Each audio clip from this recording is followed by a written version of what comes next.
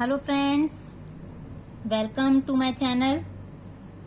चलिए हम अकाउंटिंग की बुक में एडवांटेजेस ऑफ डबल एंट्री के बारे में आज पढ़ेंगे।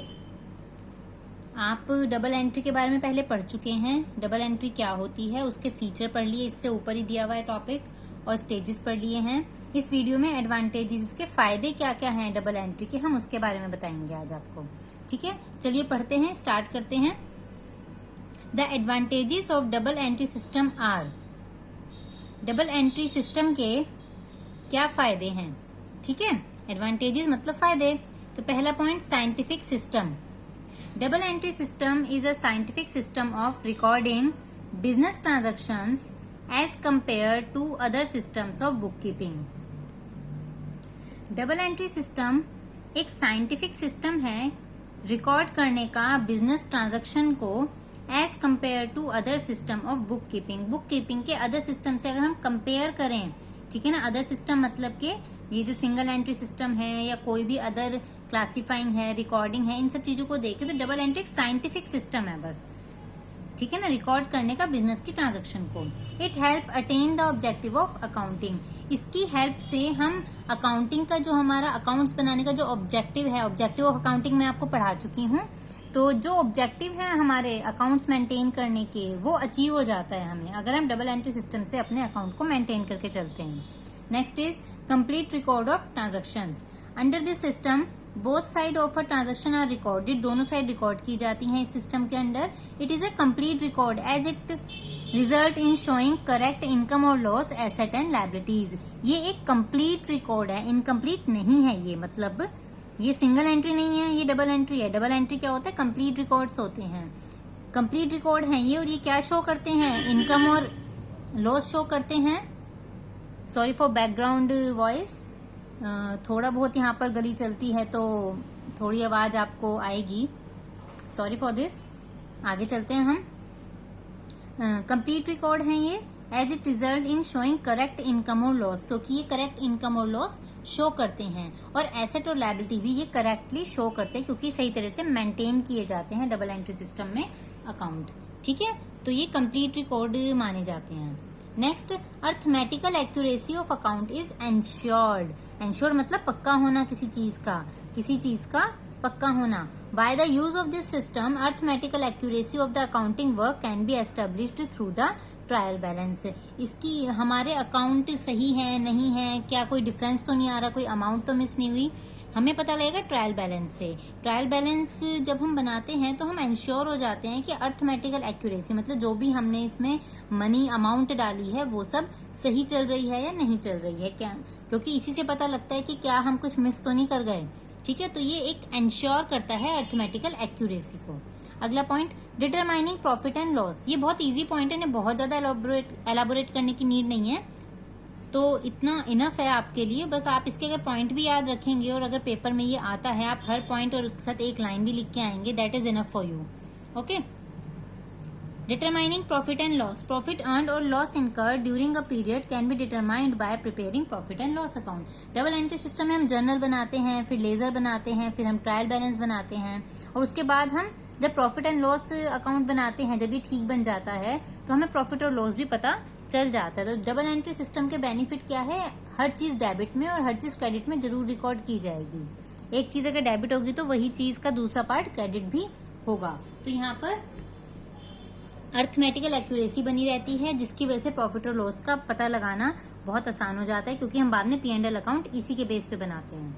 ठीक है, नॉलेज ऑफ फाइनेंशियल पोजीशन, वही बैलेंस शीट बनाई जाती है। जब हम ट्रायल बैलेंस बना लेंगे, उसके बाद हम प्रॉफिट एंड लॉस बना लेंगे, उसके बाद हम बैलेंस शीट बनाएंगे और बैलेंस शीट से सही फाइनेंशियल पोजीशन पता लगेगी। तो जब ये चीज ठीक होगी तो ये पता लगेगा, और जब ये ठीक होगा ट्रायल बैलेंस तो ये पता लगेगा। मतलब हर चीज अपनी पिछली चीज पे डिपेंड कर रही है। अगर पीछे से ही सब कुछ ठीक होता आया है, हर चीज में एक्यूरेसी है, कोई प्रॉब्लम नहीं है, हर चीज इंश्योर है, सही तरह से मेंटेन है, तो ऑब्वियस सी बात है फाइनेंशियल पोजीशन भी हमें ठीक पता लगेगी। अगला, full detail for purpose of control. The system permit accounts to be maintained in as much detail as necessary. And therefore provide significant information for purpose of control. मतलब ये जो भी हमारा पर्पस है बिजनेस का, जो हम अपने यूजर्स तक बात पहुंचाना चाहते हैं, उस चीज की डिटेल आपको यहाँ पर मिलेगी पूरी।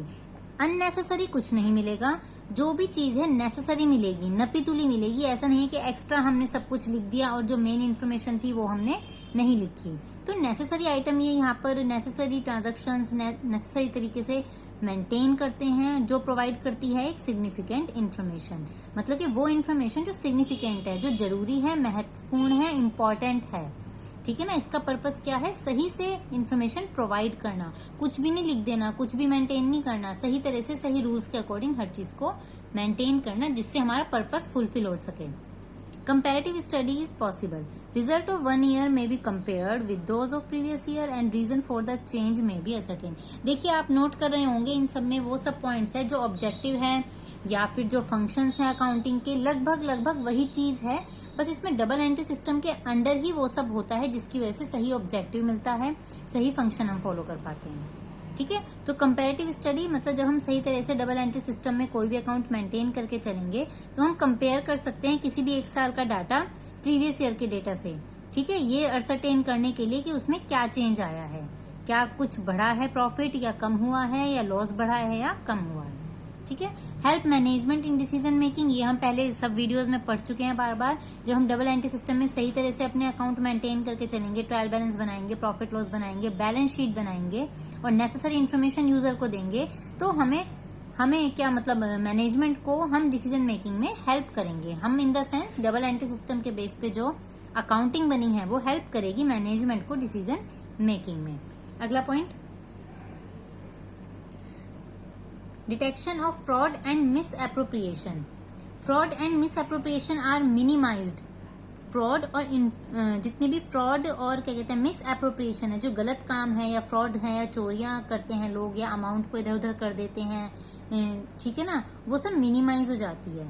Since complete information about all asset and liability available, क्योंकि हमें सब एसेट और लायबिलिटी का पूरा ब्यौरा देना होता है। हमें अबाउट ऑल मतलब कि सभी तरह की एसेट और लायबिलिटी के बारे में हमें बताना पड़ता है, जिसकी वजह से फ्रॉड और मिस एप्रोप्रिएशन के चांस बहुत कम हो जाते हैं। It is because of these advantages that the double entry system is used extensively in all countries। देखिए ये नहीं है कि सिर्फ इंडिया में ही ये चीज फॉलो की जा रही है, ऑल कंट्रीज में, सभी कंट्रीज में डबल एंट्री सिस्टम के बेस पे ही अकाउंट मेंटेन होते हैं। बहुत कम जगह है जहां सिंगल एंट्री सिस्टम यूज किया जाता है, या ये कह दो छोटी जगहों पे यूज किया जा सकता है, बट एक अच्छे तरह से अगर आपको अपना बिजनेस या एंटिटी को कैरी ऑन करना है तो डबल एंट्री सिस्टम को ही फॉलो करते हैं और एक ही रूल के साथ सारी कंट्रीज में ये बनाया जाता है। ठीक है। तो ये थे इसके एडवांटेजेस डबल एंट्री सिस्टम के। ये टॉपिक यहीं कंप्लीट होता है। सिंगल एंट्री में आपको बता चुकी हूँ लास्ट वीडियो में, तो हमारा ये टॉपिक खत्म है। नेक्स्ट वीडियोस में मैं आपको एमसीक्यूज बताऊंगी, सारे जितने भी इस चैप्टर के एमसीक्यूज है वो मैं आपको क्लियर करूंगी। ठीक है। मिलेंगे हम नेक्स्ट वीडियो में, तब तक के लिए बाय।